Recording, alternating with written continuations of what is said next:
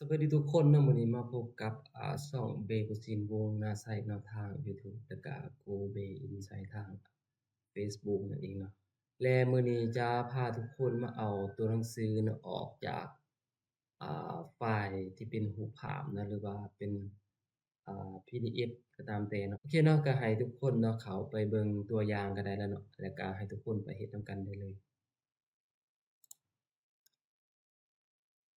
โอเคเนาะสำหรับไฟล์มื้อนี้เนาะข้อยก็จะเอาไฟล์ที่ว่ามีคนในบริษัทเพิ่นส่งมาให้ว่า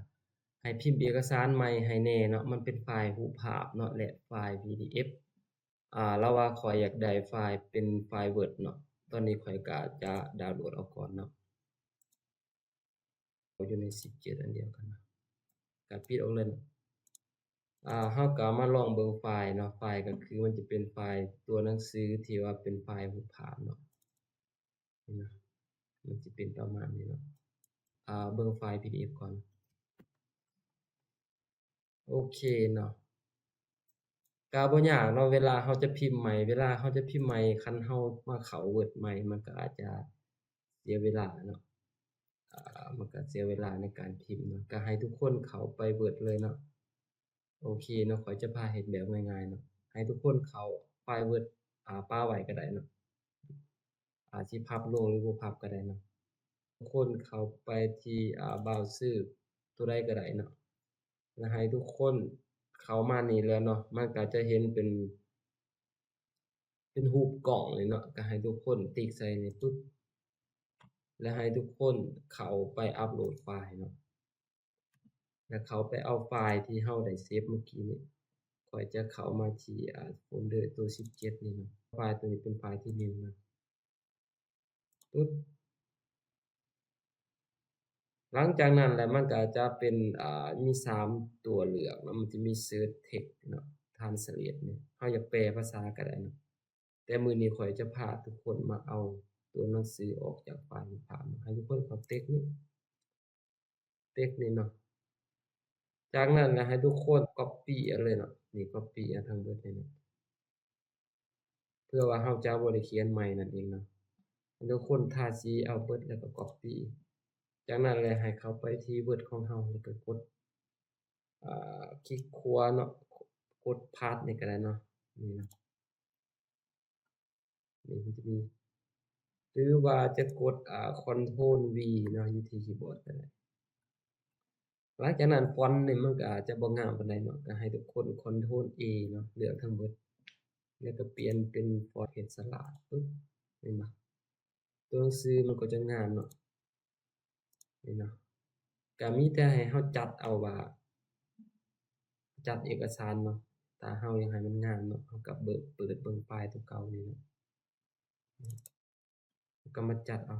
นี่นี่เนาะก็เป็นวิธีง่ายๆเนาะคันเรามาเขียนใหม่มันก็จะเสียเวลาเนาะก็มีแต่ให้เราจัดใหม่ให้มันงามเนาะตัวอย่างว่าเราสิจัดปึ๊บนี่เนาะวางปึ๊บนี่ บัดนี้เราจะเฮ็ดเป็นตัวเอาหน้าที่2ให้ทุกคนกลับคืนก็ได้แล้วเข้ามาใหม่เนาะก็อัปโหลดไฟล์ตัวนี้ตัวที่2เนาะปึ๊บนี่นะก็กด text ตัวนี้ข้อยจะบ่เอาทั้งเทิงเนาะข้อยสิเอาแต่เพียงนี้เลยเนาะปึ๊บ copy แล้วก็เข้ามาอันนี้เทิง